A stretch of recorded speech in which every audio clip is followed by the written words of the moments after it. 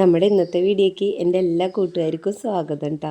അപ്പോൾ നമ്മുടെ ക്രിസ്മസിനുള്ള കേക്കിലേക്കുള്ള dry ഫ്രൂട്ടിൻ്റെ soaking ആണ് കേട്ടോ നമ്മൾ കാണിക്കുന്നത്. അതായത് നമ്മൾ ബേക്കറി സ്റ്റൈലിൽ പഞ്ചസാരയിൽ വിളയിച്ചിട്ടാണ് ഞാൻ വെക്കുന്നത്. അപ്പോൾ അതെങ്ങനെയാണെന്ന് നമുക്ക് നോക്കാം. ആദ്യം തന്നെ നമുക്കൊരു മസാല തയ്യാറാക്കാനുണ്ട്. അപ്പോൾ ഈ മസാല എന്ന് വെച്ച് കഴിഞ്ഞിട്ടുണ്ടെങ്കിൽ നമ്മുടെ പ്ലം കേക്കിനും ഡ്രൈ ഫ്രൂട്ട് സോക്ക് ചെയ്യാനും ആവശ്യമുള്ളതാണ്.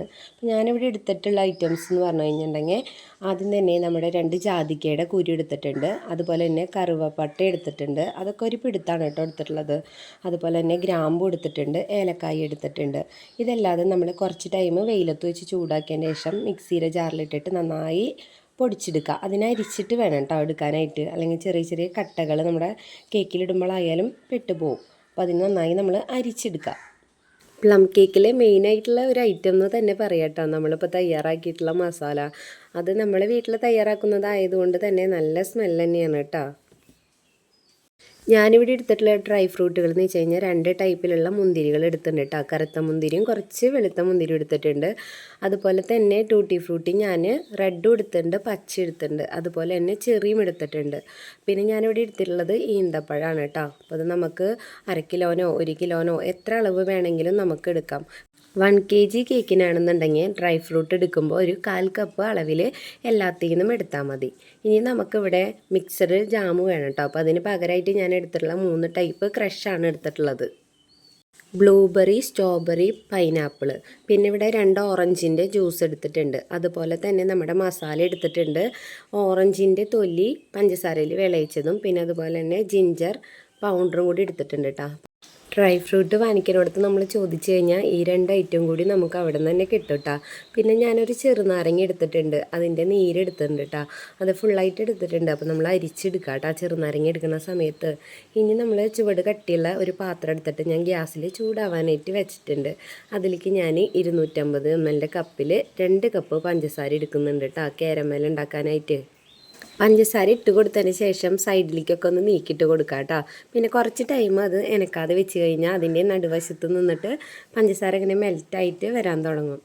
കുറച്ച് ടൈമും കൂടി നമ്മൾ എനക്കാതെ വെച്ച് കഴിഞ്ഞാൽ പഞ്ചസാര ഇതേപോലെ കാരമൽ നല്ല കളറായിട്ട് കിട്ടും കേട്ടോ. അപ്പോൾ എനിക്ക് ഇത്തിരി കൂടി നല്ല കളറായിട്ടുള്ള കാരമൽ കിട്ടാൻ വേണ്ടിയിട്ടാണ് ഞാൻ ഇത്തരത്തിൽ ചെയ്തത്.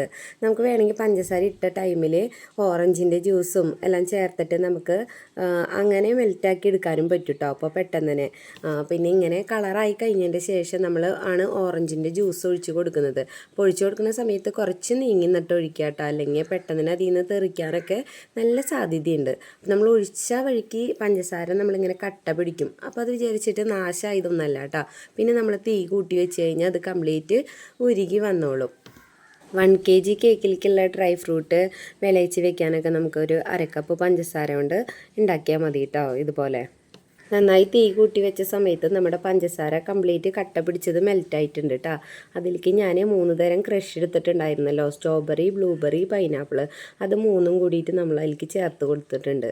അപ്പോൾ തന്നെ നമ്മുടെ കാരമലിൻ്റെ കളറ് നല്ല കളറായി കിട്ടിയിട്ടുണ്ടായിരുന്നു കേട്ടോ. അപ്പോൾ ഇനി നമുക്ക് ഇതിലേക്ക് നമ്മുടെ ഓരോ ഡ്രൈ ഫ്രൂട്ട് നമുക്ക് ചേർത്ത് കൊടുക്കാം കേട്ടോ. ഇവിടെ നിന്നിട്ടേ നമ്മുടെ ഡ്രൈ ഫ്രൂട്ട് ഇട്ട് കൊടുക്കാനുള്ള ബുദ്ധിമുട്ട് കാരണം ഞാൻ ഗ്യാസിൽ നിന്ന് ഇറക്കി വെച്ചതിന് ശേഷമാണ് കേട്ടോ ഇട്ട് കൊടുക്കണത്. അപ്പം നമുക്ക് അവിടെ നിന്നിട്ട് എല്ലാം ചെയ്യാൻ പറ്റുന്നുണ്ടെന്നുണ്ടെങ്കിൽ തീ കുറച്ച് വെച്ചിട്ട് ഓരോന്നായി ഇട്ട് കൊടുക്കാം. അപ്പോൾ നമ്മൾ ആദ്യം തന്നെ ടൂട്ടി ഫ്രൂട്ടിയും ചെറിയും അങ്ങനെ ഓരോന്നായിട്ട് നല്ല ചൂടാണ് കേട്ടോ നമ്മുടെ കാരമൽ. അപ്പോൾ അതിലേക്ക് നമ്മൾ ഓരോന്നായിട്ടെല്ലാം ഇട്ട് കൊടുക്കുന്നുണ്ട് കേട്ടോ. ഞാനിവിടെ എടുത്തിട്ടുള്ള ഡ്രൈ ഫ്രൂട്ടൊക്കെ നമുക്ക് എല്ലാവർക്കും കൂടി ഒരുപോലെ കിട്ടുന്ന തരത്തിലുള്ള ഡ്രൈ ഫ്രൂട്ട് മാത്രമാണ് കേട്ടോ എടുത്തിട്ടുള്ളത്. അപ്പോൾ ഒരുപാട് വിലയുള്ള ഐറ്റംസും ഉണ്ടാവും. അപ്പോൾ നമുക്ക് ഏതൊക്കെ എടുക്കാമെന്നുണ്ടെങ്കിൽ എല്ലാതും എടുക്കാം കേട്ടോ. ഓറഞ്ചിൻ്റെ തൊലി നമുക്ക് വിളയിച്ചത് കിട്ടിയില്ലെങ്കിൽ തന്നെ വീട്ടിലിപ്പോൾ ഓറഞ്ചിൻ്റെ നീരെടുക്കാനെടുത്തതിൻ്റെ തൊലി എടുത്തിട്ട് കുറച്ച് പഞ്ചസാര കാരമൽ ചെയ്തിട്ട് അതിലിട്ടിട്ട് എടുക്കുക. പിന്നെ ഇഞ്ചീൻ്റെ പൗഡർ നമുക്ക് കിട്ടിയില്ലെങ്കിൽ തന്നെ കുറച്ച് ഇഞ്ചി മിഠായി ഇല്ലേ അതെടുത്താലും മതി കേട്ടോ, കുത്തിച്ചതച്ചെടുത്താലും മതി. കറക്റ്റ് അതിൻ്റെ ആ ടേസ്റ്റ് തന്നെയാണ് നമ്മൾ ഈ വാങ്ങിക്കണേനും.